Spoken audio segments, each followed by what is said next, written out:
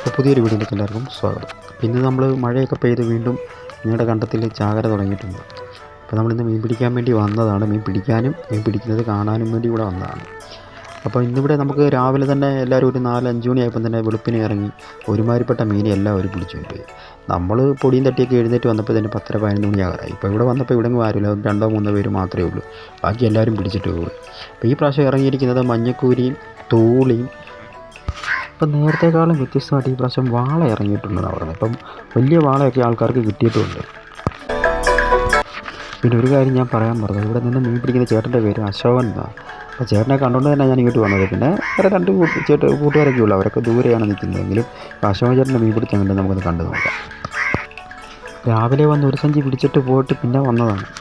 ഇവിടുത്തെ ഒരു പ്രത്യേകത പറഞ്ഞാൽ നല്ല മഴ പെയ്ത് ആറ്റി വെള്ളം കയറി കഴിഞ്ഞാൽ കണ്ടെത്തി വന്നു കഴിഞ്ഞാൽ ഉറപ്പായിട്ട് മീനെ കിട്ടും. അത് നമുക്ക് ഒരാൾ തന്നെയല്ല, പിന്നെ ഇഷ്ടംപോലെ വലക്കാരുണ്ട്. അപ്പോൾ ഈ വലക്കാർ ഒരുമാതിരിപ്പെട്ട മീനെല്ലാം പിടിക്കും. അപ്പോൾ അത് കഴിഞ്ഞിട്ട് വരുന്ന മീനെയാണ് നമുക്ക് ആൾക്കാർക്ക് കിട്ടാറുള്ളത്.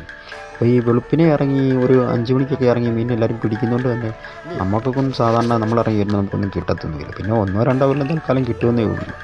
അപ്പോൾ ഇത് കണ്ടല്ലേ, ഇങ്ങനെയാണ് തപ്പി മീനെ പിടിക്കുന്നത്. അപ്പം ഞാൻ പണ്ട് മറ്റൊരു വീഡിയോ പറഞ്ഞിട്ടുണ്ട്, നമ്മൾ അനങ്ങുന്നിടം നോക്കി തപ്പുക, അത്രയേ ഉള്ളൂ. പിന്നെ കിട്ടിയാൽ കിട്ടി എന്ന് പറയാം, അത്രയേ ഉള്ളൂ.